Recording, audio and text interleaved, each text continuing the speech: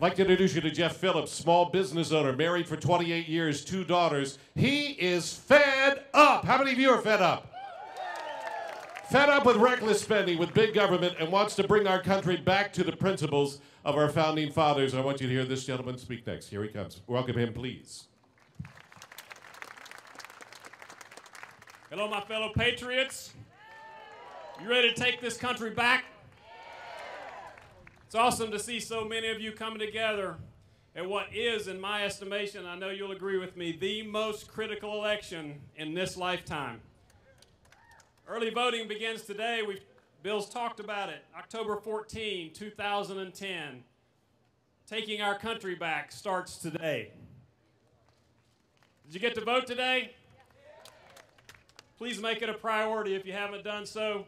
And then make it your mission to get as many fellow conservatives to the polls between now and November 2nd as possible, okay? Okay. Well, you already know about the unprecedented national deficit. You already know about the state of North Carolina's budget crisis. But you don't have to go to Washington. You don't have to go to Raleigh to find wasteful spending. Government's out of control right here in our own backyard. Yes, I ran for office in the spring, and everybody I met had something to say about how many signs I had, campaign signs. Well, it's true, I got tired of seeing them myself. But if you counted all my signs from here to Moore County, it wouldn't hold a candle to how many times Commissioner Alston's had to use that gavel to shut up those Guilford County conservatives in attendance lately. Mr. Alston, if your team continues to struggle to figure out how to balance Guilford County's budget without a tax increase, you ain't seen nothing yet. Hey, can I ask you one question? And I don't mean this in a bad way, but have they lost their minds? I mean, 60 million over here, 3 billion over there, a staggering 1.5 trillion in D.C. I ask you again, have they lost their minds? We are not the problem, folks. They're the problem. And if they can't get their house in order, we need to send them back to their day jobs, full time. As you know, the county commissioners meet in that building, city council in this one. In case you hadn't heard, they want to raise our taxes. They've got a sales tax increase on the ballot this year. They want to raise your property taxes next year. I say no to a sales tax increase. I say no to a property tax increase. And I say yes to no more wasteful spending.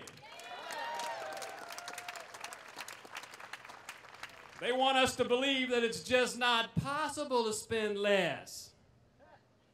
It's just not possible to spend less. Well, look, that song's been sung, and we're not buying it anymore.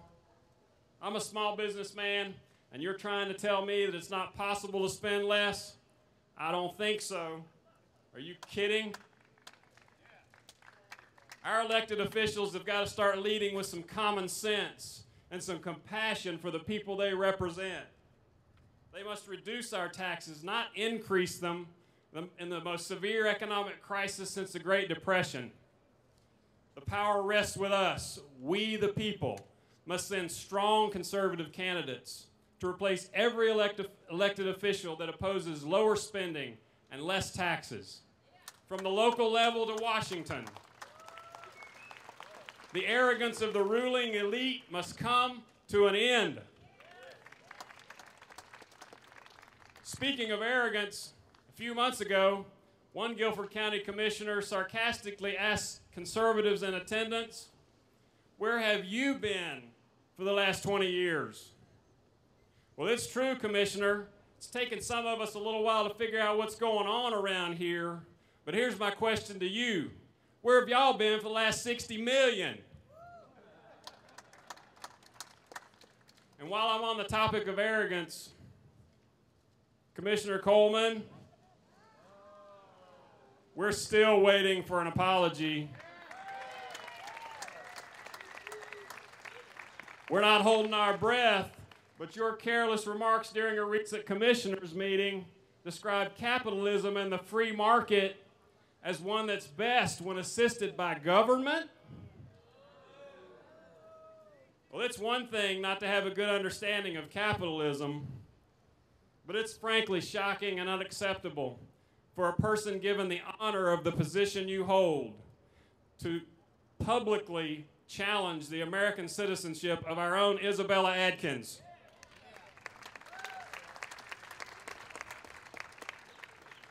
Yes, Isabella was born in another country and obviously has an accent, but that makes her no less an American than anyone here today, and certainly no less an American than any elected official.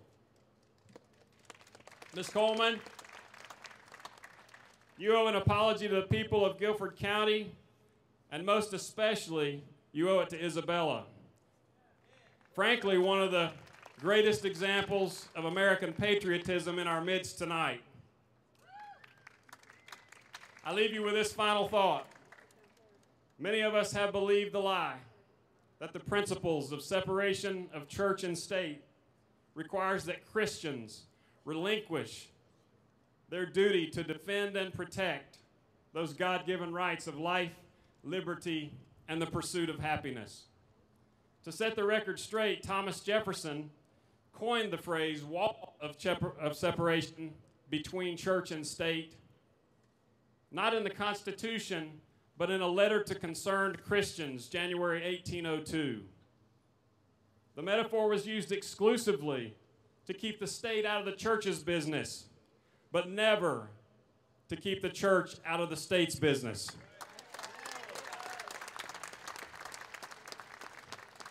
May I humbly remind you that government will never function properly when God and his people are removed from the equation.